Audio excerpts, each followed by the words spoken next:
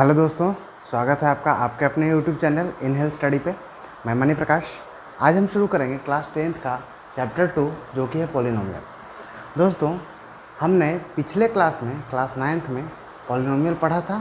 उस क्या होता है पॉलिनोमियल, उसका टर्म क्या होता है, ये सारा कुछ जाना था। आज हम देखेंगे उसका एडवांस लेवल। दोस्तों, हम सबसे पहले रिकॉल करते हैं कि हमने पढ़ा क्या क्या था। अगर हम किताबी लैंग्वेज का बात करें तो देखिए, लिखा जाता है कि पॉलिनोमियल ऑफ एक्स मतलब किसी भी फंक्शन ऑफ एक्स क्या होता है, ए पे power zero plus A1 x पे पावर 1, यहाँ पे 1 होगा, A2 एक्स पे पावर 2, A3 एक्स पे पावर 3 और ऐसे करते करते AN पे power x n, AN x पे power n।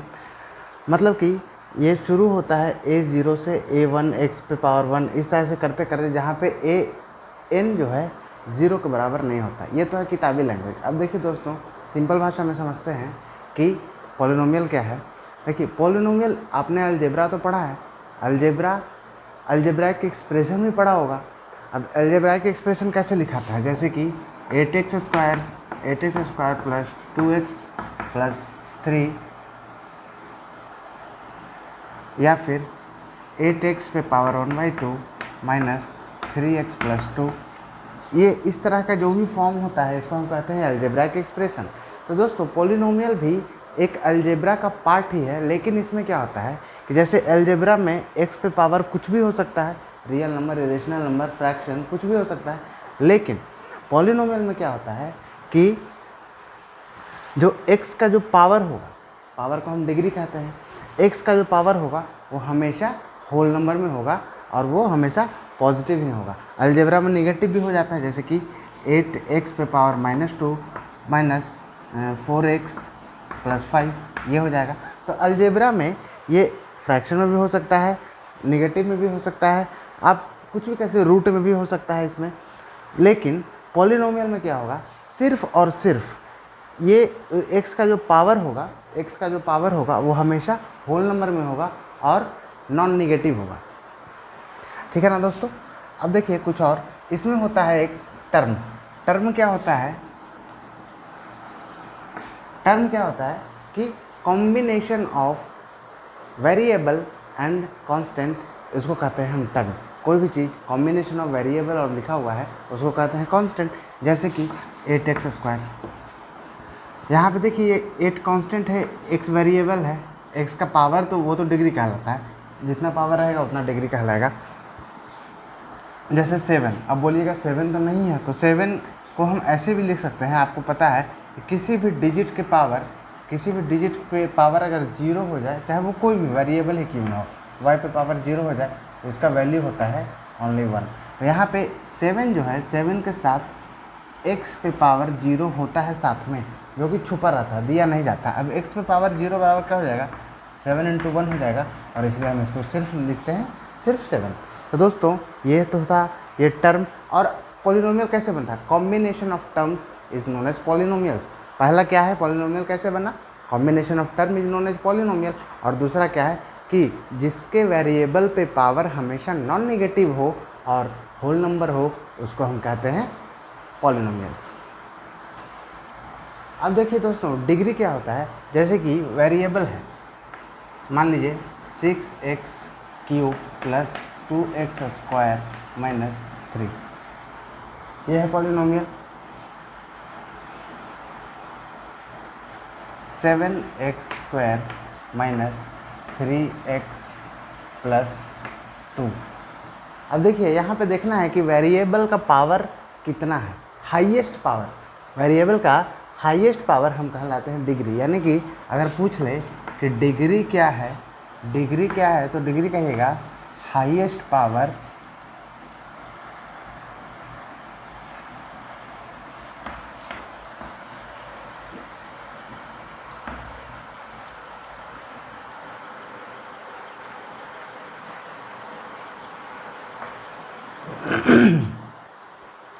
Highest power of variable is known as degree. जैसे कि यहाँ पे डिग्री क्या हो जाएगा, डिग्री को हम मान लेते हैं डी से डिनोट करते हैं, तो डिग्री यहाँ पे क्या हो जाएगा, तो डिग्री हो जाएगा हाईएस्ट पावर क्या है, देखिए यहाँ पे x पे पावर 0 है, x पे पावर 2 है, यहाँ पे x पे पावर 3 है, तो डिग्री यहाँ पे हो जाएगा 3, और यहाँ पे डिग्री क्या हो जाएगा, डिग्री इक्वल्स टू यहाँ पे x पे पावर 0 है, x पे पावर 1 है, x पे पावर 2 है, तो सबसे ज़्यादा पावर किस पे है, 2 का है, यानी कि डिग्री 2 हो जाएगा।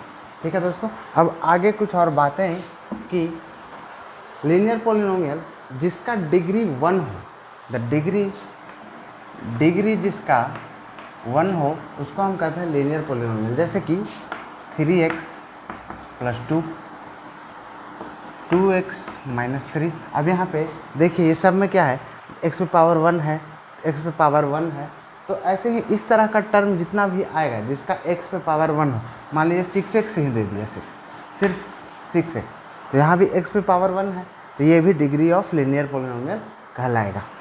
देखिए क्वाड्रेटिक पॉलिनोमियल में क्या होता है कि जिसका डिग्री 2 होता है, डिग्री 2 होता है, जैसे कि x² + 2x + 3 √2x² + 4x - 9, इस तरह से, इस तरह का जितना यहाँ पे देखिए x का डिग्री कितना है, यहाँ पे डिग्री हाईएस्ट डिग्री कितना है, हाईएस्ट डिग्री यहाँ पे x पे पावर 2 है, यहाँ पे x पे पावर 2 है। अब आप कहिएगा कि यहाँ तो √2 है, तो आपने बोला था कि √2 तो नहीं होगा, तो देखिए हमने कहा था कि जो डिग्री पे जो पावर होगा वो √2 में नहीं होना चाहिए, ये तो कांस्टेंट है ना, कांस्टेंट कोई दो चीज़ होता है, एक वेरिएबल एक कोएफिशिएंट, तो इसके साथ में जो कांस्टेंट रहेगा, इसके साथ में जो कांस्टेंट रहेगा उसको हम कहते हैं कोएफिशिएंट। जो ऐसा कांस्टेंट जो वेरिएबल के साथ जुड़ा हुआ है उसको हम कहेंगे कोएफिशिएंट।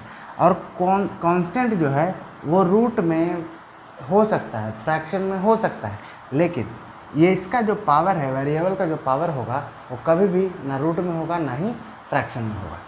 तो जिसका डिग्री 2 है उसको हम कहेंगे क्यूबिक पॉलिनोमियल। क्या होगा, जिसमें डिग्री वेरिएबल का जो हाईएस्ट पावर होगा वो 3 होगा, यानी कि डिग्री इक्वल्स टू 3। जैसे कि 6x³ + 2x² + 3x + 9, 7x³ + 2x + 3, 4x² + 3x³ + 7x + 8, √6x³ + 2x² + 6x + 2।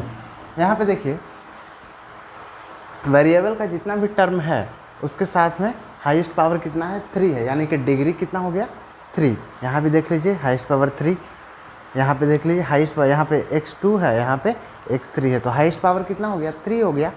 तो 3 जिसके साथ रहेगा, जिसके साथ वेरिएबल का पावर 3 होगा उसको हम कहेंगे डिग्री। डिग्री 3, डिग्री जिसके पास 3 रहेगा उसको हम कहेंगे क्यूबिक पॉलिनोमियल।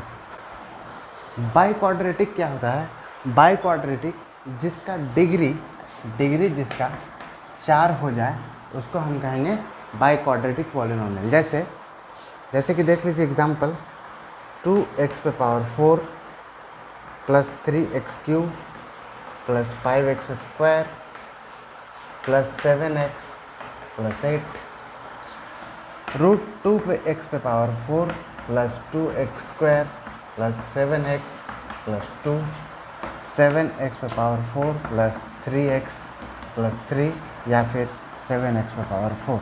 तो देखिए दोस्तों यहाँ पे हम ये गौर करेंगे कि x का हाईएस्ट पावर कितना है, x का हाईएस्ट पावर है 4, और x वेरिएबल के हाईएस्ट पावर को हम क्या कहते हैं, उसको कहते हैं डिग्री।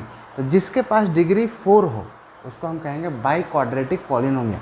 जैसे कि यहाँ पे देखिए x पे पावर 4 है, डिग्री 4, यानी कि बाइक्वाड्रेटिक पॉलिनोमियल का है। √2, अब ये तो आपको पता है कि कांस्टेंट में रूट हो सकता है, फ्रैक्शन भी हो सकता है, लेकिन सिर्फ और सिर्फ वेरिएबल के पावर में ये सब चीज़ नहीं हो सकता है, वो नॉन नेगेटिव होल नंबर होते हैं। तो x पे पावर 4 डिग्री 4 हो गया, x पे पावर 4 फिर से डिग्री 4, और यहाँ पे सिर्फ और सिर्फ 7x पे पावर 4 लिखा हुआ है। तो हमको ये नहीं देखना है कि ये टर्म कितने हैं, हमको बस ये देखना है कि डिग्री कितना है। तो जिसका डिग्री जितना होगा वो उस कैटेगरी के पॉलिनोमियल में लाई करेगा। वैल्यू ऑफ पॉलिनोमियल, किसी भी पॉइंट पे किसी भी पॉलिनोमियल का वैल्यू क्या होता है। जैसे मान लीजिए कोई एक पॉलिनोमियल दिया हुआ है px पॉलिनोमियल है, और इस पॉलिनोमियल का वैल्यू है मान लीजिए 6x² + 2x + 3। ये दिया हुआ है, और जिसको हम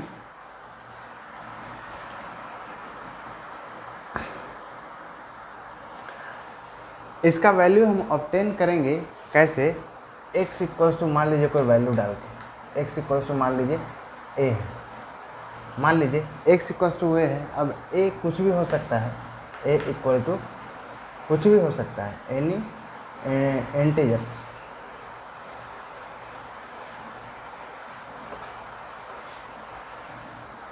x इक्वल्स टू a है और a इक्वल्स टू कोई भी इंटीजर है, तो हम यहाँ पे क्या कर लेंगे, इसका वैल्यू निकालना है तो हम क्या करेंगे कि x का वैल्यू, यहाँ पे x है, वहाँ भी x पे पावर 0 है, तो यहाँ पे x का जो वैल्यू है, x के वैल्यू की जगह पे हम पुट कर देंगे क्या,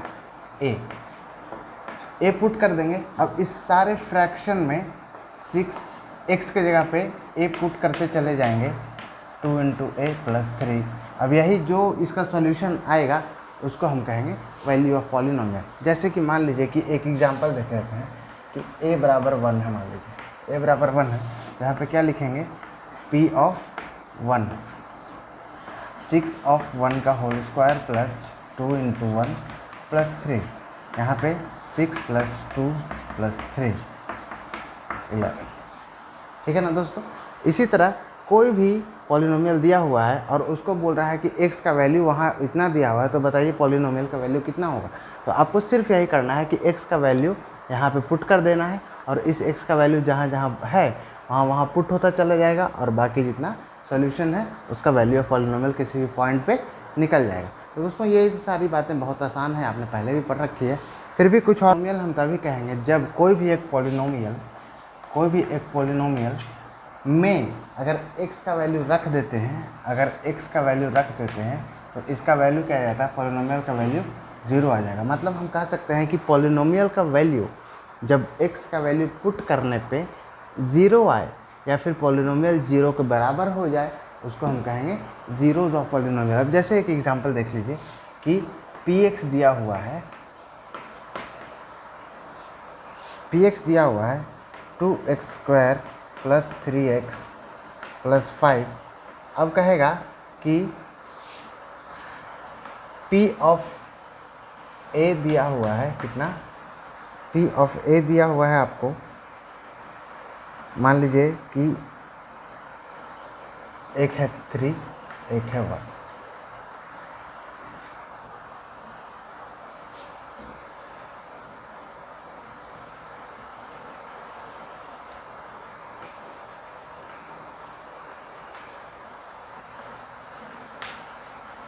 तो हम सबसे पहले क्या करेंगे, एक बार इसको पुट करेंगे और एक बार इसको पुट करेंगे x के जगह पे, और हमको वैल्यू आना चाहिए क्या, 0 आना चाहिए, तभी हम कहेंगे कि ये पॉलिनोमियल जो है ये जीरोज ऑफ पॉलिनोमियल है। जैसे कि एक एग्जांपल हम आपको दिखा देते हैं। दिया हुआ मान लीजिए कि p of x equals x² minus 2x minus 3। अब ये कह रहा है कि पहला p3 है और दूसरा है p1 माइनस 1। अब देखिए यहाँ पे क्या करेंगे, सबसे पहले क्या करेंगे, इसका वैल्यू यहाँ पे ये x इक्वल्स टू 3 है और ये x इक्वल्स टू माइनस 1। सबसे पहले 3 को रखते हैं, 3 को रख दिए, तो x के जगह पे, यहाँ पे x के जगह 3 आया है, तो यहाँ पे x के जगह पे ही हम 3 रखें, 3 का स्क्वायर माइनस 2 इंटू 3 माइनस 3। अब देखिए 3 3 जा 9 माइनस 3 2 जा 6 माइनस 3। अब बताइए 9 यहाँ है और यहाँ क्या हो जाएगा, माइनस 9, कितना आ गया, 0 आ गया। अब इसका वैल्यू 0 आ गया, यानी कि ये जीरोज ऑफ पॉलिनोमियल है। इसी तरह से दूसरा देखते हैं कि p के जगह पे अगर -1 रख देंगे तो क्या आएगा कि -1 का स्क्वायर माइनस 2 इंटू -1 माइनस 3। अब देखिए 1 का स्क्वायर क्या हो जाएगा, पहले सबसे पहले हम साइन का देखते हैं, साइन का स्क्वायर 2 बार निगेटिव मल्टीप्लाई होगा तो प्लस, यानी कि यहाँ पे 1 आ जाएगा। अब यहाँ माइनस माइनस प्लस 2 -3। अब देखिए 3 - 3 इक्वल्स टू क्या आ गया 0। यहाँ भी देख रहे हैं कि ये p-1 का वैल्यू कितना आ गया है 0 आ गया है, तो जिसका वैल्यू यानी कि px का वैल्यू 0 आ गया, तो यानी कि हम कह सकते हैं कि ये जीरोज ऑफ द पॉलिनोमियल है। दोस्तों अब आता है relation between the zeros and coefficient of quadratic polynomial. दोस्तों एक बात आप बताइए कि जब हम किसी भी अलजेब्राइक एक्सप्रेशन को सॉल्व करते हैं, किसी भी अलजेब्राइक एक्सप्रेशन को सॉल्व करते हैं तो हमारा x का कोई ना कोई वैल्यू आता है, x का या फिर जो भी वेरिएबल है a से लेकर z तक जो भी वेरिएबल दिया हुआ होता है अलजेब्राइक एक्सप्रेशन में, उसका कोई ना कोई वैल्यू आता है और वैल्यू 2 आता है। एक ये आता है और दूसरा ये आता है। मान लीजिए वैल्यू 2 आता है तो एक वैल्यू को मान लेते हैं कि ये अल्फ़ा है और एक वैल्यू को मान लेते हैं कि ये बीटा है, ठीक है ना। तो अलजेब्राइक एक्सप्रेशन में 2 वैल्यू आ गया, चाहे वो नेगेटिव रहे चाहे पॉजिटिव रहे, आना तो 2 ही वैल्यू है, या फिर 0 ही क्यों ना है, 0 भी आएगा तो 2 आएगा, है ना। अलजेब्राइक एक्सप्रेशन के जैसे कि x² + 2x + 3 को अगर आप सॉल्व कीजिएगा तो क्या आएगा x² + 2x + x + 3, इस तरह से कुछ आने वाला है। तो इसका वैल्यू क्या आ जाएगा, x को अगर सॉल्व करेंगे तो x × x + 2 इस तरह से करके कुछ आएगा। तो देखिए इसका 2 वैल्यू आएगा। अब 2 वैल्यू जब आता है तो हम उसको कहते हैं अल्फ़ा प्लस बीटा। तो दोस्तों पॉलिनोमियल में इसी तरह से जीरोज और कोएफिशिएंट ऑफ क्वाड्रेटिक पॉलिनोमियल का रिलेशन बताया जाता है कि मान लीजिए कि अगर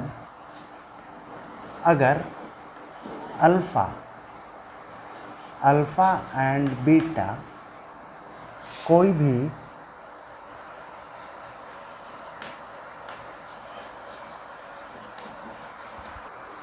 भी क्वाड्रेटिक पॉलिनोमियल है, मान लीजिए ये है क्वाड्रेटिक पॉलिनोमियल, इसी फॉर्म में होगा।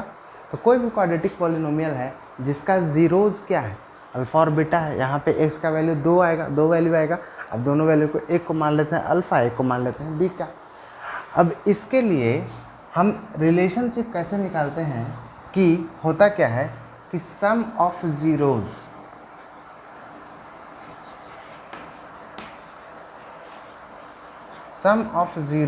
यानी कि जीरोज कौन कौन है, अल्फ़ा प्लस बीटा है, तो हम सम ऑफ जीरोज को अल्फ़ा प्लस बीटा भी कह सकते हैं। Alpha plus beta some of zeros हो गया, होता है -b/a।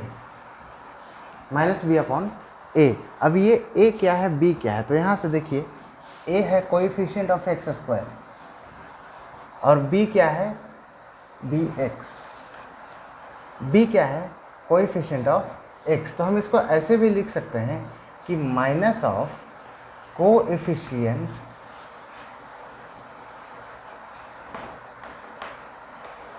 Of x divided by coefficient of x², है ना दोस्तों। यहाँ पे sum of zeros alpha plus beta हो गया और इसका वैल्यू क्या होता है -b/a। अब हम -b/a को यहाँ से देखिए क्या लिख सकते हैं, a क्या है, किसका कोएफिशिएंट है, x² का कोएफिशिएंट है और b x का। तो हम लिख सकते हैं minus of coefficient of x divided by coefficient of x² -b/a, ठीक है। अब प्रोडक्ट का क्या होता है, product of zeros,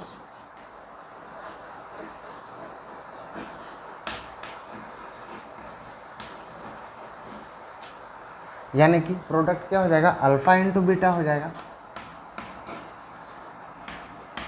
alpha into beta को हम क्या लिख सकते हैं, अल्फ़ा इंटू बीटा को लिखते हैं कि c/a, यानी कि इसको हम ऐसे लिख सकते हैं कि कांस्टेंट टर्म c क्या है, c यहाँ देखिए c के साथ x 0 होता है, यानी कि उसको हम कांस्टेंट ले लेते हैं। तो constant term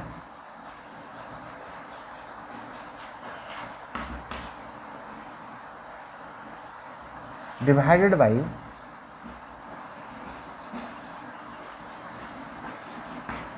coefficient of x square. A coefficient of x square था, ए 0 के बराबर नहीं होना चाहिए। अगर ए का वैल्यू 0 हो गया, मान लीजिए c बाई ए, अब ए का वैल्यू 0 हो गया तो किसी भी डिजिट में डिनोमिनेटर में अगर 0 हो जाता है, न्यूमिनेटर कोई भी संख्या रहे, डिनोमिनेटर 0 हो जाता है तो वो हो जाता है इनफाइनाइट। अब इनफाइनाइट का कोई सोल्यूशन है नहीं, तो इसको तो हम कुछ भी मान नहीं सकते हैं, पॉलिनोमियल भी नहीं। तो देखिए दोस्तों, यहाँ पे आपको दो फार्मूलाज मिला, क्या कि सम ऑफ जीरोज यानी alpha plus beta equal to minus B by A, जिसको हम कह सकते हैं कि coefficient of minus of coefficient of X by coefficient of x square. दूसरा है product of zeros alpha into beta C by A, इसको कह सकते हैं constant by coefficient of x square. ठीक, अगर हमको दो जीरोज दिया हुआ रहेगा, मान लीजिए कि अल्फ़ा एंड बीटा दिया हुआ है, अल्फ़ा एंड बीटा दिया हुआ है, तो अल्फ़ा एंड बीटा कहाँ से आएगा? कोई ना कोई एक्सप्रेशन से ही आने वाला है। तो एक्सप्रेशन से आने वाला है, वो हमको मालूम नहीं है कि वो एक्सप्रेशन है क्या, लेकिन हमको जीरोस तो पता है। तो अब बोलेगा कि आप इस जीरोस के मदद से आप एक्सप्रेशन निकालिए। तो आप कैसे कीजिएगा? आपको तो अभी सीखे नहीं है, अभी आता नहीं है, तो देखिए कैसे होता है। इसके लिए भी एक फार्मूला है, आपको याद रखना पड़ेगा ये सारा चीज़। हालांकि बहुत हार्ड नहीं है, बहुत टफ नहीं है, आप एक दो बार पढ़िएगा तो सारा कुछ याद हो जाने वाला है। देखिए इसको कैसे निकालेंगे, अल्फ़ा प्लस बीटा कैसे निकालेंगे। सबसे पहले लिखते हैं कि एक्स स्क्वायर, इसका एक्सप्रेशन निकालना है। अब लिखेंगे क्या, P of x, P of x लिखेंगे क्या, किस में होता है? क्वाड्रेटिक पोलिनोमियल में। अब क्वाड्रेटिक पोलिनोमियल में डिग्री कितना होता है?